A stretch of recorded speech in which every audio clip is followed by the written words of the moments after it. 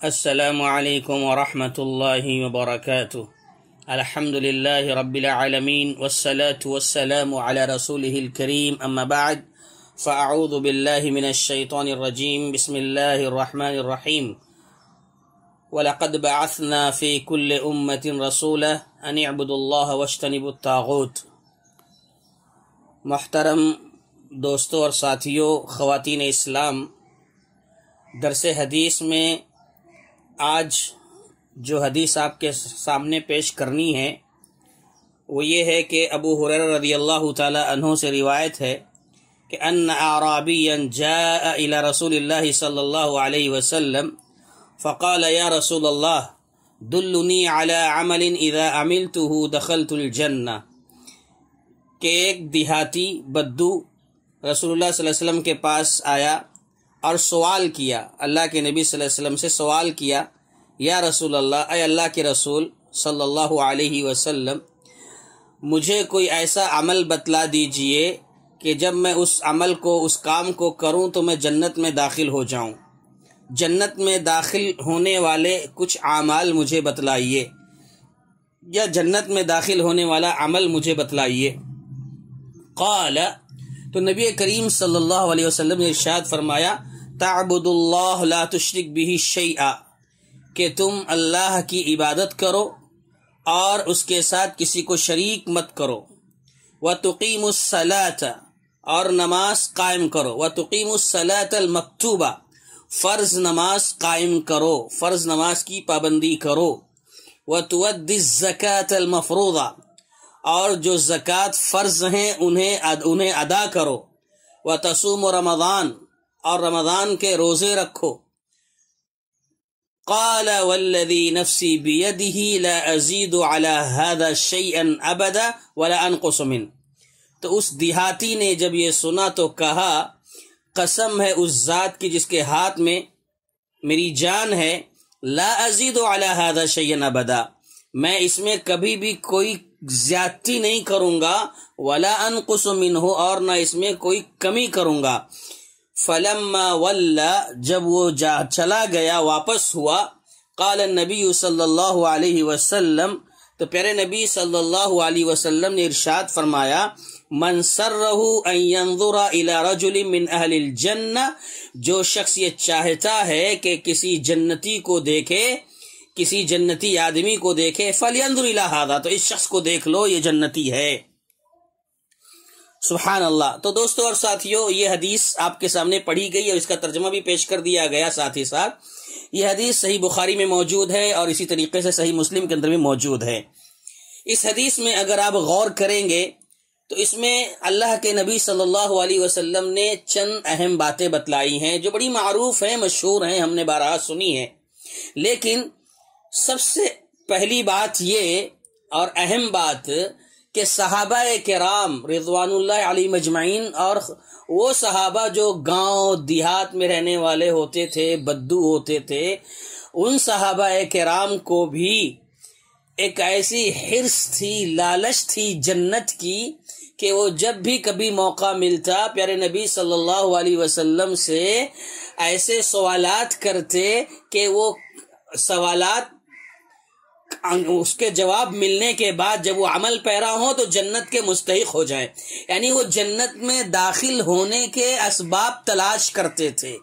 وہ پوچھا کرتے تھے کہ جنت میں جانے والے اعمال کیا ہے، میں کیا کر جاؤں کہ جنت میں داخل ہو جاؤں، میں کون سا کام کروں کہ جنت میرے حصے میں آ جائے۔ اس طرح سے صحابہ اکرام کا سوال ہوتا تھا۔ دیکھیے کتنی حرص تھی ان کے اندر، کتنی لالچ تھی جنت کی، کیسی طلب تھی ان کے اندر جنت حاصل کرنے کی۔ تو اس طرح کا سوال کرتے تھے۔ کوئی دنیا کا سوال نہیں کیا صحابہ نے، مجھے مال چاہیے، مجھے یہ چاہیے، مجھے وہ چاہیے، دنیاوی سوال نہیں کیا، دنیا کے بارے میں نہیں پوچھا اللہ کے نبی صلی اللہ علیہ وسلم سے۔ سوال کر رہے ہیں تو کون سا سوال، ایسا عمل بتلا دیجئے جو مجھے جنت میں داخل کر دے۔ اللہ اکبر۔ دوستو اور ساتھیوں، یہ ایک بہت بڑا سبق ہے ہم سب کے لیے کہ ہم کو بھی چاہیے کہ ہم ایسے اعمال تلاش کریں، کتاب و سنت میں ایسے کام کریں جو کام ہمیں جنت میں داخل کر دیں، جنت کا مستحق قرار دے دیں۔ تو یہ ایک بات یہ معلوم ہو رہی ہے کہ صحابہ کرام کے اندر کیسی تڑپ تھی جنت کو حاصل کرنے کی، اس لیے اسی طریقے کا سوال کہ جنت میں داخلے کا عمل کیا ہے، میں کون سا کام کر جاؤں کہ جنت میں داخل ہو جاؤں۔ اور یہ حدیث بڑی اہمیت کی حامل ہے، خاص طور پر اس میں یہ بات معلوم ہو رہی ہے کہ اس میں جو اعمال بتلائے گئے ہیں وہ ارکان اسلام ہیں۔ ارکان اسلام کی اہمیت یہاں بتائی جا رہی ہے کہ جو کوئی شخص ارکان اسلام پر پابند ہو گیا اسے جنت مل گئی، وہ جنت میں داخل ہو جائے گا، جنت اسے مل جائے گی۔ سب سے پہلی چیز کیا بتائی گئی؟ تعبد اللہ ولا تشرک بہ شیئا ولا تشرک بہ شیئا، کہ ایک اللہ کی عبادت کرو، اللہ کی عبادت میں کسی کو شریک مت کرو، اور عبادت کرتے ہوئے اس کے ساتھ کسی کو شریک مت کرو۔ مطلب یہ ہے کہ عبادت ہونے کے باوجود شرک کا امکان ہے، اللہ کی بندگی کرنے کے باوجود دوسرے کچھ اعمال ایسے انسان کر جاتا ہے کہ اس کے اندر شرک آ جاتا ہے، تو اس لیے عبادت کرو اور ساتھ ہی ساتھ اپنے آپ کو شرک سے بچاؤ۔ شرک بہت بڑا گناہ ہے، بہت بڑا ظلم ہے، اسے اللہ کبھی معاف نہیں کرے گا۔ تو پہلی اور بنیادی بات ہے، ہم صرف اشارے میں بات کر رہے ہیں، تفصیلات انشاءاللہ آگے کبھی کسی موقع پر۔ تو بہرحال تعبد اللہ ولا تشرک بہ شیئا، ایک اللہ کی عبادت کرو اور اس کے ساتھ کسی کو شریک مت کرو۔ اس کے بعد دوسری بات بتائی کہ تقیم الصلاۃ المکتوبہ، فرض نماز کی پابندی کرو، زکوٰۃ ادا کرو، رمضان کے روزے رکھو۔ یہ ارکان اسلام کی 4 باتیں یہاں پر ذکر کی گئی ہیں اور بتایا جا رہا ہے کہ اس کے کرنے والے کو جنت ملے گی۔ اب یہاں پر ایک سوال یہ ہے کہ یہاں پر حج کا رکن جو ہے، حج جو اسلام کا ایک رکن ہے، اس کے بارے میں وضاحت نہیں ہے، یہاں حج کا لفظ استعمال نہیں کیا اللہ کے نبی صلی اللہ علیہ وسلم نے۔ تو اس سلسلے میں اہل علم نے کئی باتیں بتلائی ہیں۔ شارحین حدیث نے یہ لکھا ہے کہ یہ سوال اس وقت ہوا ہوگا، پہلی بات یہ کہ یہ سوال اس وقت کیا ہے سائل نے، بدو دیہاتی نے، کہ اس وقت حج فرض نہیں ہوا تھا۔ ایک جواب یہ دیا کہ اس وقت حج فرض نہیں ہوا تھا، اس لیے اللہ کے نبی صلی اللہ علیہ وسلم نے اس حدیث میں حج کا ذکر نہیں کیا۔ دوسرا جواب یہ دیا اہل علم نے کہ یہ اللہ کے نبی صلی اللہ علیہ وسلم جانتے تھے کہ حج جو ہے سوال کرنے والے نے کر لیا تھا، جو سائل تھا سوال کرنے والا اس نے حج کا فریضہ ادا کر دیا تھا، اس لیے اللہ کے نبی صلی اللہ علیہ وسلم نے اس کو اعمال بتلاتے وقت حج کے بارے میں ذکر نہیں کیا۔ اسی طریقے سے تیسری بات یہ بتائی کہ یا یہ کہ اللہ کے نبی صلی اللہ علیہ وسلم جانتے تھے کہ یہ ایسا آدمی ہے کہ اس کے پاس حج کرنے کی طاقت نہیں ہے، جب وہ حج کر نہیں سکتا، اس کے پاس طاقت نہیں ہے، تو اسے بتانے کا کوئی فائدہ نہیں ہے، اس لیے اللہ کے نبی صلی اللہ علیہ وسلم نے نہیں بتایا۔ اور چوتھی بات یہ بیان کی اہل علم نے، شارحین حدیث نے، کہ ممکن ہے کہ راوی نے اختصار کے ساتھ کام لینے کے لیے اس کو حذف کر دیا، کہ عام طور پر لوگ جانتے ہیں کہ ارکان اسلام 5 ہے اور وہ سمجھ جائیں گے، اس لیے اللہ کے نبی صلی اللہ علیہ وسلم نے اس کو راوی نے اس لیے اس کو حذف کر دیا۔ اللہ کے نبی صلی اللہ علیہ وسلم نے بتایا ہو لیکن راوی نے اس کو اختصار کے لیے حذف کر دیا ہو، اس طرح کی بات بھی اہل علم نے کہی ہے۔ تو یہ سارے احتمالات ہیں کہ حج فرض نہیں ہوا تھا، اس کے پہلے کی بات ہے، یا ہو سکتا ہے کہ اللہ کے نبی صلی اللہ علیہ وسلم جانتے تھے کہ اس نے حج کر لیا ہے، تیسری بات یہ کہ وہ حج کی طاقت نہیں رکھتا تھا، یا ہو سکتا ہے کہ راوی نے، حدیث کے راوی نے اختصار سے کام لینے کے لیے اس لفظ کو حذف کر دیا۔ تو بہرحال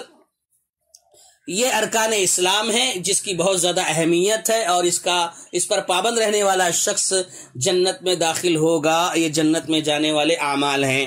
اسی طریقے سے ایک جملہ یہ جو کہا گیا، من سرہ ان ینظر الی رجل من اہل الجنہ فلینظر الی ھذا، جو شخص اس جنتی کو دیکھنا چاہتا ہو وہ اس کو دیکھ لے۔ تو یہاں پر بھی اہل علم نے 2 باتیں بتائی ہیں کہ اللہ کے نبی صلی اللہ علیہ وسلم نے جنتی ہونے کی جو شہادت دی ہے، کیوں دی، کیا وجہ تھی اس کی۔ تو ایک بات تو یہ کہ نبی صلی اللہ علیہ وسلم کو اس بات کی خبر تھی، اس دیہاتی کے سارے احوال سے اللہ کے نبی صلی اللہ علیہ وسلم پوری طرح واقف تھے اور جانتے تھے کہ یہ اپنے وعدے کو پورا کرے گا، یہ جو بھی وعدہ کر رہا ہے پورا کرے گا، اس لیے کہا کہ وہ جنتی ہے۔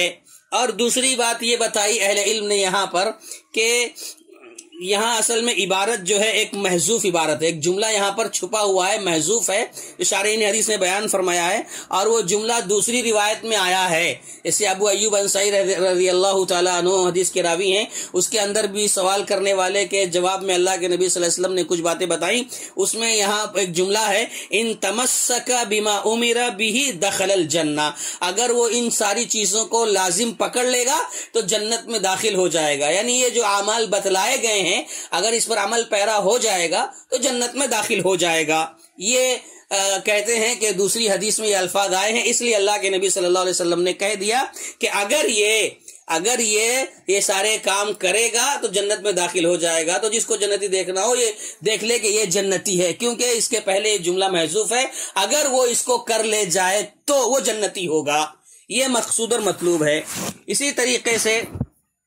ایک اور بات یہاں پر بتا دیں ہم بات ختم کرنے سے پہلے، کہ ابو ایوب انصاری رضی اللہ تعالیٰ عنہ جس حدیث کے راوی ہیں اس میں ایک لفظ کا اضافہ بھی کیا ہے اللہ کے نبی صلی اللہ علیہ وسلم نے، جہاں پر نماز توحید کا ذکر ہے، نماز کا، زکوٰۃ کا ذکر ہے، روزے کا ذکر ہے، وہیں پر ایک لفظ کا اضافہ اللہ کے نبی صلی اللہ علیہ وسلم نے دوسری روایت میں کیا ہے، اس میں صلۃ الرحم کا اضافہ ہے کہ صلہ رحمی کرو، رشتہ داروں کو جو ان کا حق ہے وہ حق ادا کرو، رشتوں کو نبھاؤ، رشتوں کو جوڑو، رشتوں کو توڑو مت، یہ اللہ کے نبی صلی اللہ علیہ وسلم نے بیان فرمایا۔ شارحین حدیث نے لکھا ہے یہ اس لیے بتایا کہ جو سائل تھا، سوال کرنے والا تھا، اس کے اندر صلہ رحمی نہیں تھی، وہ صلہ رحمی نہیں کرتا تھا، رشتہ داروں سے دور بھاگتا تھا، رشتوں کو کاٹتا تھا، توڑتا تھا، اس لیے اللہ کے نبی صلی اللہ علیہ وسلم نے اس کی اہمیت کو بتلانے کے لیے کہ رشتوں کی بڑی اہمیت ہے، رشتوں کا بڑا مقام ہے، رشتوں کو جوڑنا، رشتوں کو بنائے رکھنا، رشتوں کو نبھانا یہ بڑا اونچا کام ہے، اس لیے اللہ کے نبی صلی اللہ علیہ وسلم نے یہاں پر اس کا بھی تذکرہ کر دیا۔ بہرحال معلوم یہ ہوا کہ اس حدیث کے اندر 4 اہم اعمال بتلائے گئے، اللہ کی عبادت کرو، اللہ کے ساتھ شرک نہ کرو، نہ فرض نماز ادا کرو، اور جو زکوٰۃ ہے اسے ادا کرو، اور رمضان کے روزے رکھو۔ اور حج کے بارے میں تو میں نے آپ کو بتا دیا کہ اس کے کیا مسائل رہیں، کیا احتمالات ہیں۔ بہرحال اس حدیث میں ہم سب کے لیے نصیحت یہ ہے کہ جو ارکان اسلام ہیں، ایمان اسلام کی جو بنیادیں ہیں، ہم سب کو چاہیے کہ ہم ان پر عمل پیرا ہوں، سب کو نصیحت کریں۔ اللہ تبارک و تعالیٰ سے دعا ہے کہ رب ذوالجلال ہم تمام کو اسلام کی تعلیمات پر عمل کرنے کی توفیق عطا فرما، اور جنت میں لے جانے والے جو اعمال ہیں ان اعمال کو انجام دینے، ان اعمال کی حفاظت کرنے کی اللہ توفیق عطا فرمائے، آمین۔ وآخر دعوانا ان الحمد للہ رب العالمین، والسلام علیکم ورحمۃ اللہ وبرکاتہ۔